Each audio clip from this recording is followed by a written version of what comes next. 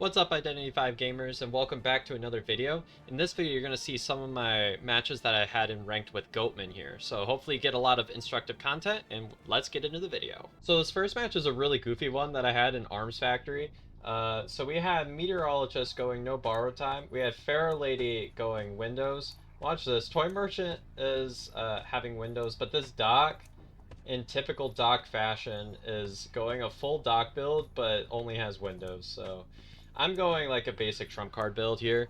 That's what I've been running here. I've been a fan of having trump card with peepers, and a lot of times I end up switching to abnormal actually, which is something you'll maybe see later. So I end up going to the meteorologist here first. It's kind of early in the season. I'm kind of coming back from a break, so there was no spawn select available for this match. So I'm just going off of the spawn that I had, which led me to Meteorologist, which I will take a down that quickly at like 40 Cipher progress remaining. I'm gonna just quickly move my camera a little bit so you can see exactly what the Cipher progress looks like there. Et voila. And so Meteorologist is on the chair at 5 Ciphers, and we have right here, I'm able to see that the Cipher's wiggling in that corner there. And this is kind of a fun little trick that you can do with the peeper. If you're curious about wanting to find out what survivor is going for a certain cipher, that can sometimes give you a different perspective. If you have peepers, you can kind of hold it down. I was trying to get a cheeky little hit there, but didn't end up succeeding there. So now my goal is to catch back up to Meteorologist, which with a 15 wall, I should be able to catch right back up, or if I get close enough, I can just place another 9 wall. But Meteorologist is surely going to go down here pretty soon. There's Doc here. I think Doc is just hanging around trying to rescue with the full Doc build, which is kind of nuts. I didn't get... I wasn't going to hit all my walls there, which is... I mean, it's fine. I had a nice follow-up there for Meteorologist. One thing that a lot of really good Goatmans do that I would like to do is I would like to work on placing a wall and then placing another wall to block off the survivor's path. The Goatmans that can do that are really scary in chase. And that's something that I'm like trying to work on. I'm trying to work on a lot of things with Goatman, so... and especially while I just promoted to tier 5, there's a little bit of flexibility with, because everybody's banning Hullabaloo now. This is kind of funny. So I'm able to pull this off so many times against this doctor. No spoilers, but it happens many, many times where I get this thing where Doc walks through the wall not realizing what's happening and then is totally late for the rescue. Poor baby. So now I go for... This is the Toy Merchant here next. This wall was kind of insane. If you can get your placements and get them consistent like that, watch this. This is a really cool one too. I get a really nice wall here too. So I place it so it's like just outside the window, and let's be real, that Toy Merchant had no chance of getting out of that one. That was just crazy placement. So typically you want to put it just like barely ahead of where the survivor is going to go. If you're learning Goatman, this can be a good way to kind of think about it. Try to put it like, you have to be really predictive, because if survivors double back, then it's going to be a lot harder to get that. But that wall is kind of like a clutch point where the survivor like guaranteed was going to go. So I end up... Oh, this is just funny.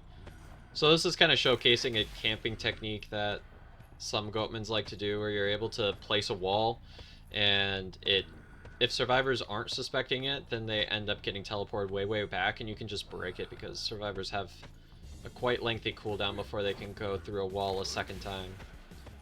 It's part of what makes Goatman's ability okay, that survivors can still use it, because you can go back and forth a lot faster. This Doc has no idea. This Doc has no idea. What is that, like 5 times they've been trapped by that? 6? And that is how you stuff a rescue with Goatman against your stereotypical Doctor main. I will never stop blaming Doctor mains and Priestess mains in the matches that I have.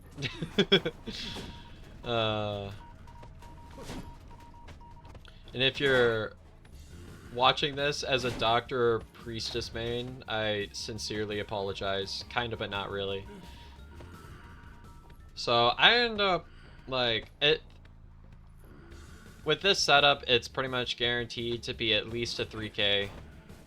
I ended up getting really lucky and getting hit with Pharaoh. She ended up going through that wall. I wasn't going to stand a chance, but I end up seeing that gets decoded.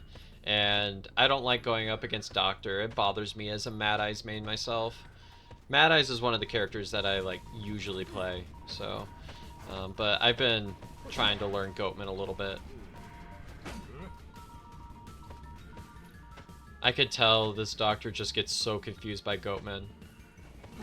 Which is fine. I mean, he's a confusing character. I get it. Like, especially if you're not used to facing him. But anyways, this doc ends up going down. And I think that the Cipher actually pops here. Which is actually smart for the Survivor to do, because then Final Deduction doesn't activate. Yeah. So... but I'm able to kind of somewhat predict. I was like, Pharaoh should be roughly in this area. So I just end up looking around, seeing if I can find a way to catch up to Pharaoh. And I'm placing peepers just to look around too. But I end up finding her out in the distance because she kind of runs out in the open. I was kind of thinking she was going to run through there, but... I end up getting... That was such a lucky swing. But that is going to be the first 4K of all the matches that I have prepared for y'all today. Let's take a look at the next match. So this next match is on Moon River Park. It still bothers me saying Moon River instead of Moonlit. We got Novelist with Windows. We've got Postman with Flywheel. We have Composer with Windows. Prisoner with Windows. And I already get like a pretty early start on this Novelist here. And I'm going the same build as always. I go the same build with Goatman until I learn something different. I end up having like a rough few like first walls here. But I end up actually getting a pretty decent recovery, if I recall, in this matchup. This Novelist actually does quite a nice job here, predicting me out of a lot of different things, which,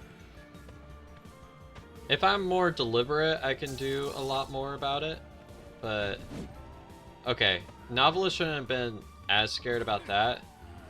But yeah, if I get the good wall placement, like, it's good. Like, the survivors are not going to be able to do a whole lot against it unless they have crazy reaction time and ping. But I end up placing a peeper. I find that it helps out my chase here. There are a couple, like, near misses where the Novelist goes for some risky vaults, but to no avail. He should really be waiting to use those before I place a wall, because that would give him a lot more flexibility to work, but... so a few mistakes by the Novelist, but still a reasonable first kite. I mean, it's basically 3 ciphers once you count up all the percent. So the survivors end up in a nice position here. And actually, a lot of the power of this match, if I do recall, doesn't really come until, like, late game either. I really love having trump card for the end game as Goatman. Just makes it a lot easier, being able to switch to either abnormal or teleport. I end up almost doing something nuts in this match. If Postman had like been just a little bit further back, those are kind of the things that I'm working on. But if Postman was a little bit further back, I could have had something.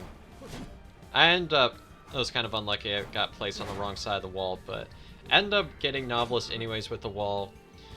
His ability is really forgiving in that you get quite a few chances to make things happen a lot of the time, which is kind of what you were seeing there. Now, the other survivors actually aren't planning on going for a rescue, and it's pretty obvious. I have no idea why Postman didn't just rescue here. I wanted Postman to go because I knew that he had no tide, and I didn't realize it until after the match, but apparently there were no tides in the match, so not something I'm super used to, but there are also no rescuers. But anyways, I know that no one's rescuing, so I'm able to just kind of work my way out pretty quickly.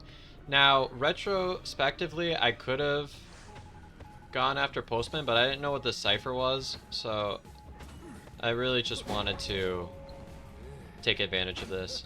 And I almost get a really good wall on this Composer. I get a lot of near misses in a lot of these matches. If it had gone with my POV, I swear. So close to greatness. But I end up settling for just a chip shot. Just a chip shot.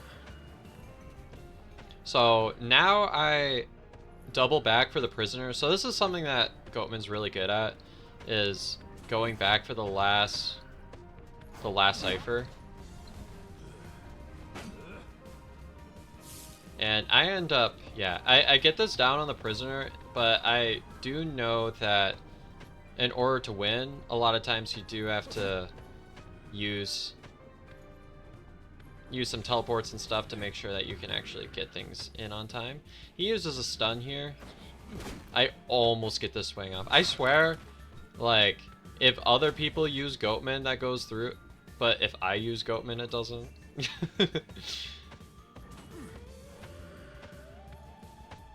So I end up so close on a lot of these swings. But wall runs out. And that actually plops me down right next to a chair. I see that's wiggling. And I know that obviously Postman's going to be the one to rescue. And Composer is one chip away from dying. So I take like a quick second to think, which is okay to do when you're hunting. Just take a quick moment to think. And I was concluding that Postman obviously can't rescue two survivors at the same time. So if I got Postman there, I was going to be able to stall because I knew that Prisoner would want to double back for the Cipher. And if you take a look this match, that is exactly what's about to happen. So I end up walking there, and so Prisoner goes back for the Cipher. But my main concern is making sure that Postman doesn't have time to rescue. Being that Moonlit is like one of the largest maps that we have in this game, I know that that's kind of something I have to go for. So I end up finding Postman in the distance and getting a few walls. Some of them are better than others.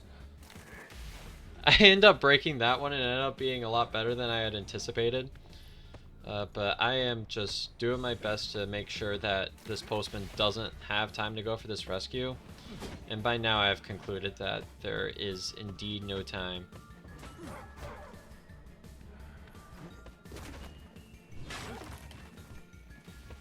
And it's pretty clear that not every survivor knows how to break these walls, but that's okay. So now I have my last target really easy. So the reason why I'm going for chip shots now is because I don't want to waste my resentment when I'm like, okay, based on what I know, that Cipher was basically primed. So I'm just going to keep saving my resentment so that I'm going to have walls to quickly go after survivors. And if I recall, they pop here, so I tried to do something quick with the Postman. I ended up like hallucinating that he was going up these stairs, which if he did, that was going to be insane. But I end up, so I see the Postman there, and I calculate that this is just about, I was playing based on vibes, but I was calculating that was just about enough time for Prisoner to reach the gate. And I end up going for Prisoner right here. Now this ending is really, really funny, because I tried to do something I see a lot of Goatmans do, but I haven't quite figured out all the technique. It's something that I'm working on. But there are a lot of other hunters that I'm better at technique on. But I go for that kind of a thing. And I end up getting canceled out of the first one, which is kind of unfortunate. But either way, it wasn't going to matter. I almost get this snipe off the Postman. Watch this. Watch this. This is kind of nuts. I mess up my walls so much, but it's very funny. So I almost get the look at this like Postman thinking that they can sit around at the gate, and I almost get this like snipe out of nowhere. But anyways, that's the second match. Let's go off to the third. So this next one is going to be on Eversleeping, and we can see we've got No borrow time batter. I don't know what it is with survivors and not wanting to go borrow time. Like, if they're not in VC. If they are in VC, then it's like fine, but with randoms you can't really count on anything. Also, I really like that they adjusted the persona so that the match isn't completely invisible when they do that. I think that's a really nice touch. Okay. I get some pretty nasty hits on this prisoner here. I thought that he was within that gate, but I was wrong. I was wrong. Yeah. I have to wait for the resentment to build up. I almost get a terror shock here, which is kind of nuts. We're all just struggling here. And this is another crazy wall. And prisoner goes down. So I end up taking this prisoner right to where I know the Cipher is. Now, this Cipher ends up being like almost done, so it doesn't help me like too much. But I end up seeing that perfumer uses a perfume. It took me like the longest time to figure out that was a perfumer skin. Being that I can't see your face, every time I look at her, I want to think that she's entomologist. It like breaks my brain. I don't know what these survivors are doing, so I wanted to hit batter there because I thought it would help if he went for a harass here. And that was, I could tell that was like a full charge, so just based on how far it was pushed, I'm trying to predict where this survivor is at. And I end up going for the backwards thing and then messing up the camera angle, but it doesn't matter because we both messed up. So this batter is here. And I was just kind of pulling out the flywheel because, let's be real, every single batter known to man carries flywheel.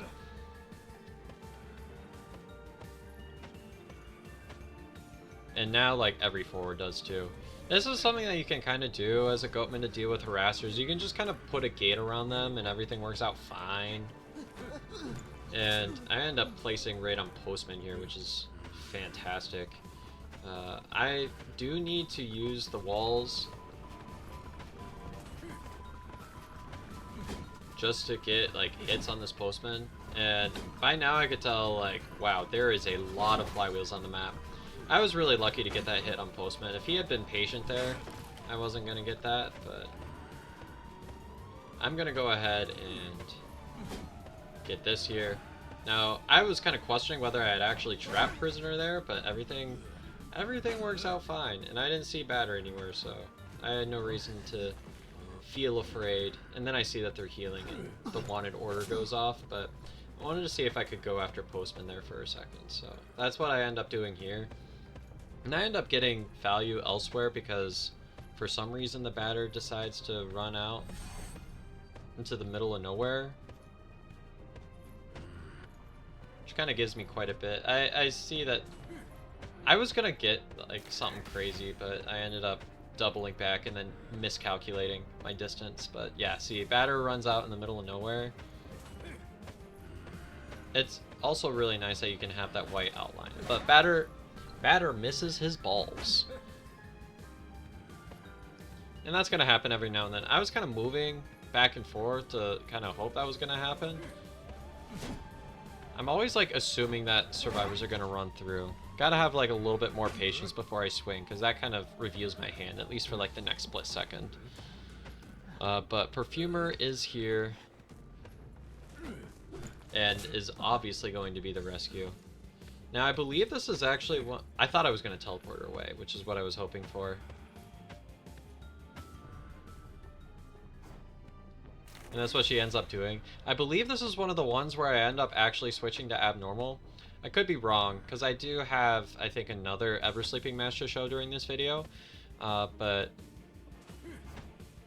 yeah, because they pop this one, and then middle is the other one that they go for. Which, if I were the survivors, I would want to go for the 2-story there. I end up wanting to rush the rescue now because batter is after half, and I know that if I am able to get the batter down, then I'm going to be in a really good position, but I'm kind of at a point of low resentment, so I end up doing this, and I'm kind of calculating. I'm like, I probably don't have time. Maybe I have time if I nail this next wall. And the wrong survivor appears out of nowhere, which I just was not expecting. And I figured Batter wasn't going to be too worried about harassing, so I felt pretty comfy going for that. Now, the survivors actually make a really big misplay here. Now, they see the Cipher is prime, but they get too far away and just don't end up popping the Cipher, so now I have a whole lot to work with. And again, if Batter appears out of nowhere, I know who my target is. And I hit the chair in classic Music Man fashion.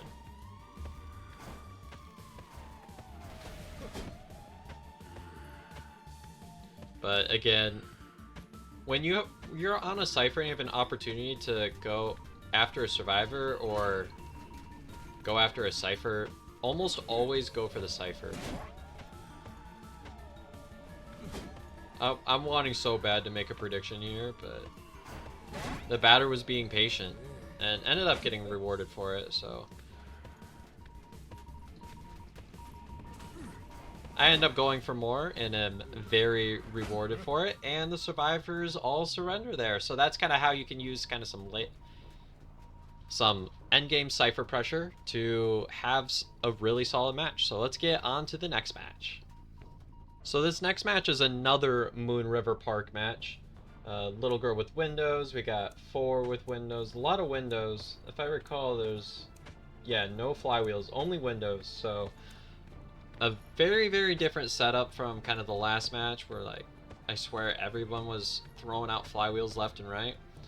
Now, I end up, you can see that this is a very durable comp. You can see we have Doctor and we have Psychologist here.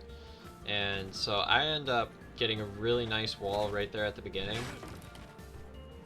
I could tell, like, my walls, like, when they're good, but I need to work on making them consistent. And I also need to work on when I have an opportunity to get a hit, but at a little bit more of an angle. So those are kind of some of the things I'm working on. I'm trying to see if I can get a prediction for this kind of pallet vault here. The survivor is patient for a while, but eventually I'm able to get a hit. And look at this wall. So beautiful. Absolutely splendid. So I'm gonna have, for a Psychologist, that is an extremely early down there. So I am very pleased with that. And I have peepers, so what I'm able to do is, if I recall correctly, I wall over to the Cipher. No, I just kind of walk by and place a peeper down. But that's kind of a good way that I can continue to slow Ciphers down. I mean, maybe less so on a map as large as Moonlit, because you're not always going to get a place next to a Cipher. But it's kind of an easy way to just kind of drop it down and you have, like, instant pressure.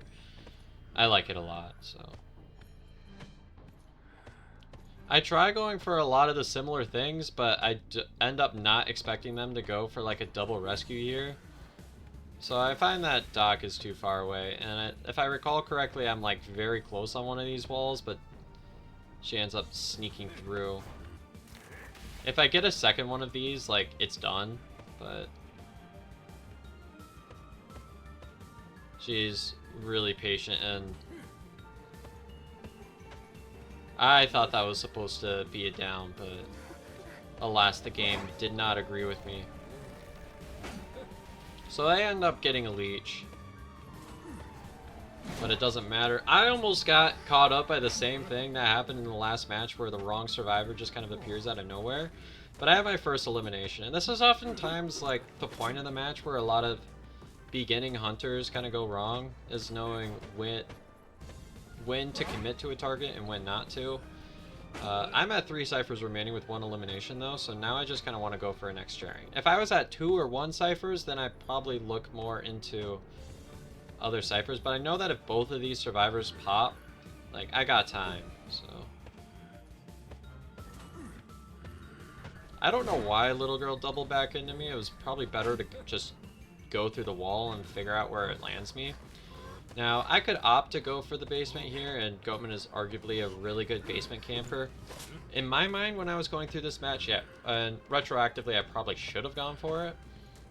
But in my mind, I was really looking for just chairing as quickly as possible. So that was a really bad wall there. I'm not even gonna lie. So little girl ends up getting rescued for the first time, but I'm kind of in the mindset that I'm trying to...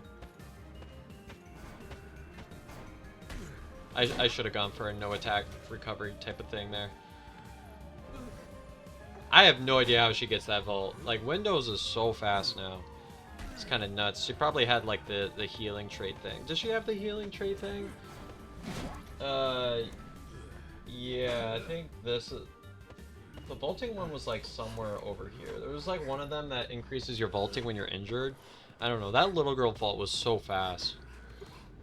But I still get the down, and... So now I'm going to try to keep doing, like, the same things that I've been doing all the way along. Seeing if I can make it so the little girl can't actually get rescued. So, I'm just kind of playing around here. And she's actually smart and gets the wall off.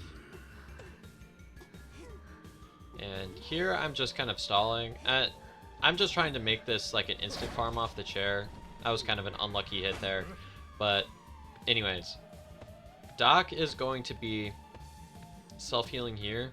And I just need to get it down pretty much in like the next roughly 20 seconds or so, which is plenty of time for Goatman. And so little girl is going to be seeing the chair once again. And this is going to be the final time. So I'm able to get this teleport on the Cipher. They end up getting the prime. I could have waited for more resentment, but I just kind of wanted to get the show on the road, which is exactly what I do against baby boy right here. He actually gets a really good football there. I don't know why I didn't expect him to place my wall kind of a bit further, but that was good. Prediction for the doctor going through the wall. I ended up getting that, and I end up in the distance. I know like the survivor's always highlighted now, but I end up seeing in the distance that forward's there, and that's when I kind of commit to the forward here. Now I don't have enough resentment to go for that like backdash thing that a lot of hunters like to go for there, but I have more than enough time to get this one forward down. As long as I get a detention hit, everything's all fine. I don't know why forward doesn't decide to try to use football in a last-ditch effort, but that is the next Moonlit match. Now we're going to go ahead and take a look at the next match. So this next match I had prepared for y'all was one that I had on Leo's. So this is like definitely the most durable comp out of all of them. So we have Barmaid here, Windows, Tide, and Windows. So I end up actually... That's one way to remove a journalist from their puppet. I end up going after the Tide first. Now with Goatman, I'm kind of a lot less picky about the survivors that I kind of go against. One survivor that I've been finding is actually really annoying for Goatman is Enchantress after the buff. Yeah, that's right. I end up getting a few like weird walls here. She ended up switching to walking for some reason, but anyways, Journalist goes down. That's another 5 Cipher remaining. That's another 5 Cipher remaining kite here. I was just noticing, I think my game is glitched and there's like background music right now. I don't know how I walked through that in the back, but that just happens sometimes. So anyways, I'm trying to see if I can do kind of the same thing that I've been doing. This is like my game plan with Goatman now, is to see if I can get survivors teleported far back. Because if I can get them teleported far back... Yeah. And I get greedy there and end up missing. What I should have done was maybe waited for a second wall, but I get another hit on the journalist here. I have to tell you, this is like one of the most disorienting hunters probably to play against and play. Like, there are few hunters that give me this amount of, like, confusion when I'm playing them. Because I'm like, oh, where am I? And then if I place more than one wall at once, I'm like, ugh. So that was part of, like, Doc's buff, is that she doesn't, like, healing doesn't reset if she's hit by a chip shot, which is kind of interesting.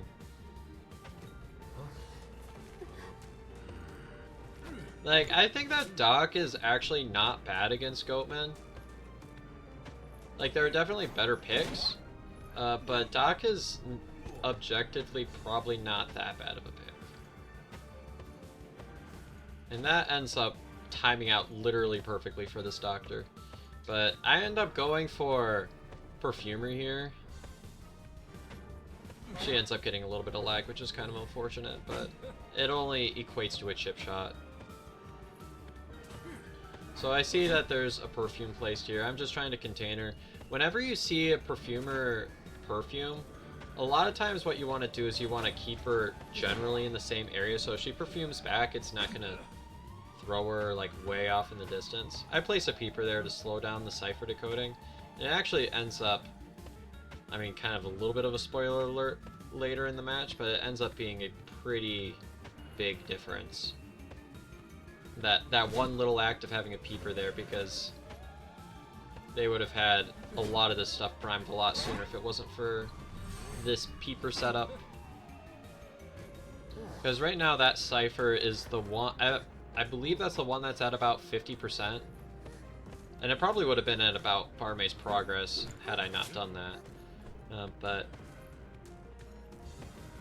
the annoying thing here about the survivors that are remaining is that they're like constantly healing. So like any chance I would have to do what you kind of call snowballing, they're able to get a lot of stops to a lot of the pressure at multiple times.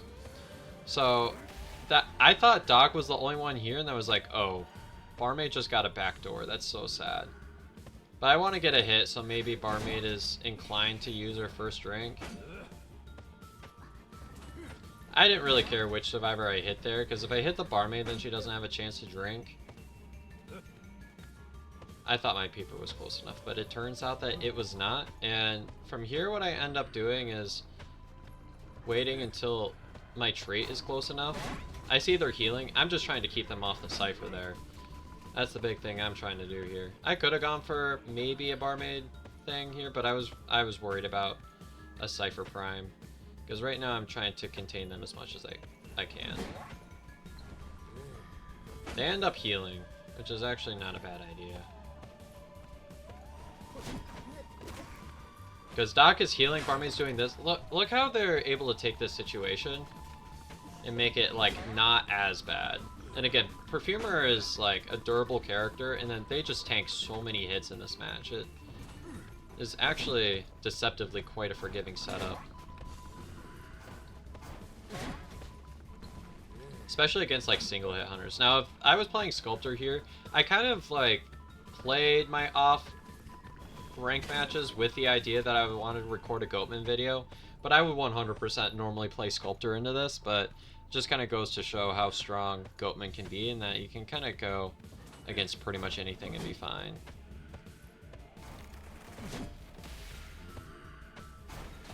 But I want to get this down on Perfumer because I believe this puts her on last chair, if I'm not mistaken. And I know I don't want to leave that Cipher unattended for too long, especially now that I don't have access to Trump Card or Peepers. So I end up getting this, and I'm trying to get the stop as much as I can. Barmaid has one more drink remaining. And right here, I know they're going to get the rescue. That just means that Perfumer is going to be eliminated on next down. So I'm like kind of caught between whether I want to actually guard the Cipher or whether I want to get that final elimination. I end up going for this right here and end up actually getting quite a bit rewarded for it, because Doc makes some questionable plays here later. Now, I see they're trying to get this kind of heal going on. And so I end up not getting a wall here, but I end up getting some opportunities to at least get some hits on the table. And I have full resentment, but I'm just... They can't heal chips at this point, so any chips that I get are fine, especially as I'm waiting to get an abnormal. Now, this was a critical mistake by Doctor. She was not patient and ended up using her self-heal, and you can see I end up taking advantage of that by doing a whole lot of slugging. That Doc is pretty much going to be permanently out of the match, because I'm going to kind of patrol camp this Cipher. And so that's kind of the game plan that I take from here on out. So I know that barmaid's here. I don't even know why she bothers trying to hide, but I end up getting that. And again, I don't want them to heal Perfumer, so... Or heal Doctor. They end up getting the heal anyways, but... Again, she has, like, nowhere to go, so... They almost got the body block there. If there was the body block, that would have made this endgame, again, a little... Actually, no, it would have been fine, because Perfumer is dead on chair, I forget. So I end up... Yeah. This Perfumer is going to be going down here pretty soon, if I recall. Yeah. And I know this Perfumer's dead on chair, and Doc doesn't have self-heal, so I have all the time in the world to go for something like this. Actually, this is what secures the win for sure, because if they end up getting a pop there, it was maybe going to give the survivors an opportunity to draw, but I chair right on the final Cipher. Again, Doc is down permanently, so... And look at that wall. Beautiful, beautiful stuff. And now we're going to continue on to, I believe this is the final match. And for this last match here, we are back once again on Eversleeping. So we have, once again, Novelist with Tide. We've got Little Girl with Windows, Archer with Flywheel, and Enchantress with... whatchamacallit, Windows. Yeah, that's the word. And I'm going my normal build once again. This Novelist gets so lucky on the timing a couple of times. So, like, I end up only getting chip shots a couple of times when it was, like, maybe, like, a split second away from being a full hit, which is really annoying. I could maybe do a little bit better with doing, like, some red light stuff to make sure that Novelist doesn't get more opportunities to charge up book, but right now I'm just trying to get a hit here. He ends up getting a really nice book here. Like, I can't even lie, that was pretty good.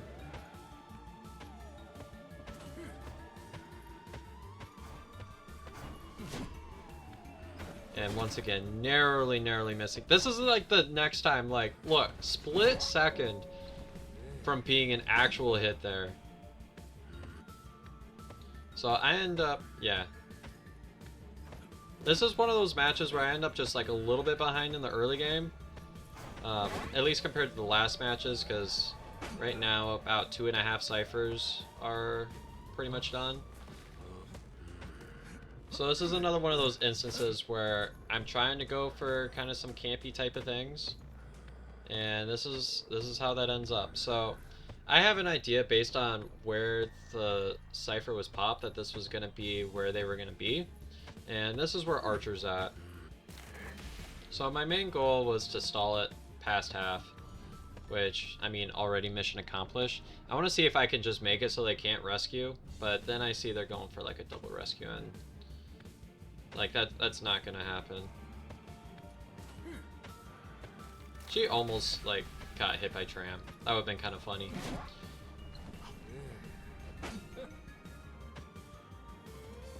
Now, if I was thinking about this again, I probably would have warped to the chair to stuff this rescue, or at least tried for a wall. I don't know why I didn't. I don't know, I just thought that it wasn't going to work. So they get this rescue, but as long as I can get something on Novelist here, I'm fine. I could have also justified switching to Blink just to get this down, but again, one thing that I do as a hunter, and this is part of my own personal style, I try to go for, in general, whatever move is the most flexible is the one that I'm going to take. I know that, like, I mean, and that kind of goes partially with like the hunters that I play. Like that's the game plan for Dreamwitch, Mad Eyes. A lot of these hunters, they end up conserving a lot of their resources when they need it, and try to be really flexible for to whatever the survivors give them.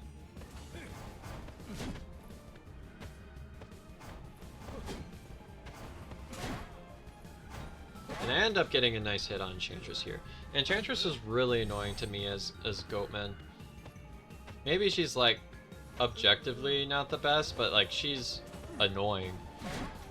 There are definitely better characters against Enchantress, but maybe that's just something that I personally find a little bit annoying, but Enchantress mains in this tier usually don't give me too much harassment, especially if I choose to play someone like Bloody Queen.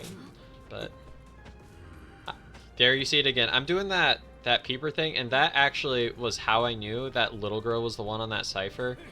And it's not very often you're able to get a Terror Shock on a Cipher in a ranked match, but you can see that was kind of a crazy wall, and if the survivor didn't have tip-top reaction time, that was about what was going to happen.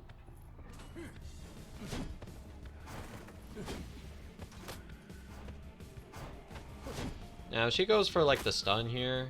Doesn't actually work out too well. I don't know why Enchantress 3 stuns here. That was kind of unprompted. Because the wall was down.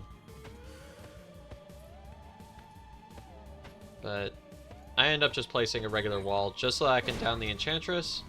And once again, with Enchantress, I'm just trying to get as many chairs as quickly as possible to try to get that farm up and running. And little girl has to self-heal here. I feel really comfortable in like these types of scenarios, especially now that there's not going to be a rescue. I can just settle for Enchantress, who ends up going through the wall here. I'm trying to keep it like 50-50 whether I go through or whether I swing. It really is kind of a 50-50. Now this is kind of something funny that you can do. If you place a wall around the tram, it removes the survivor from tram, which honestly is kind of broke, but I mean, I won't complain. Once again, survivors having nice timing on that.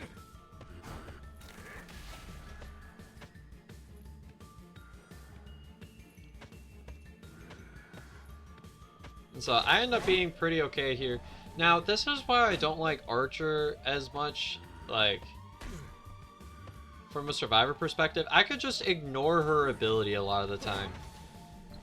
Like, I'm pretty sure she already used all her double shots, so I was able to pretty much just ignore her ability. Like, even though she shot me, I'm able to just, like, go after her, and as long as I can get the down within that certain amount of time frame, like, I'm unaffected by the stun. I think just Archer takes too long to take effect, and the stun is not long enough. So every time I see an Archer, I'm generally pretty happy. And that is my last down on Little Girl. So if you enjoyed this video, make sure to subscribe, and yeah, I hope you all enjoyed, found it instructive, and I'll see you all next time. Bye-bye.